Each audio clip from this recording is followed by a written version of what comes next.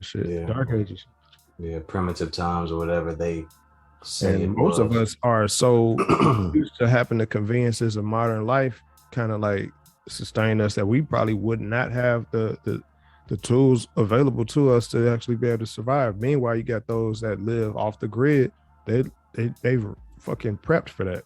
You know, so what they call them, doomsday preppers and shit. Yeah, they thrived off those. They thrived in those situations for a while. Like they don't use the internet, they don't use electricity on a major scale like that. So they would know exactly what to do. But if you Everything can, that we kind of like, everything we kind of like put effort into would probably be like, you know what I'm saying, useless. We put effort into skill sets that get us money. But then if we're not actually, you know what I'm saying, again, if we're not in STEM programs, science, technology, engineering, and math, we're useless to society in those at those levels. You know? At the end of it all and at the beginning of it all, nature is stronger than all the things that we have made. You know, all it takes is occurrences of weather shifts to damage us and put us back into a shitty situation that we are not comfortable with. I remember, was it at one point Japan? They had they tried to build earthquake-proof roads or something like that, and then they had an earthquake that was like a 7 or 8, and it rocked the highways and byways, and buildings fell and everything like that. And it was just kind of like the universe or the planet just letting you know, like, you can't do anything to stop. Right, you're an unwilling participant in something greater than you. This right here is this is just another day in history for you know, for the planet.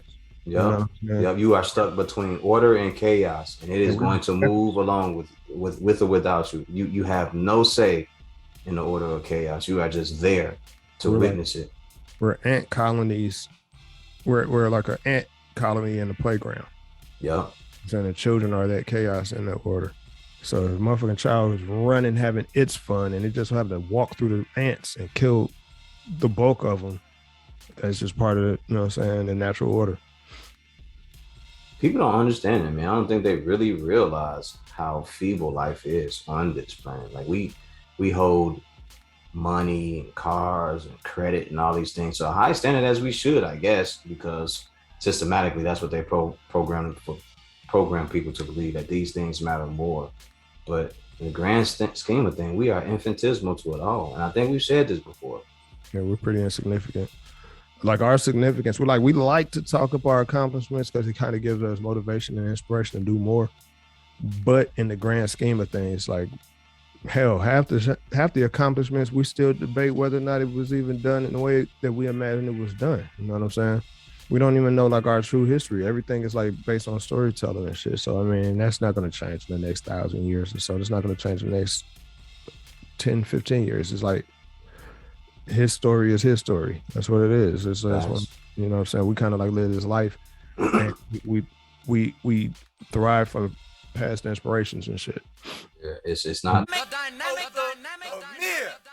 We hustle sun up until sundown just to keep businesses in our part of town. That's black gold, black gold, black gold, black gold. It's community wealth where we support ourselves. Recycle the money before you spend somewhere else. That's black gold, black gold,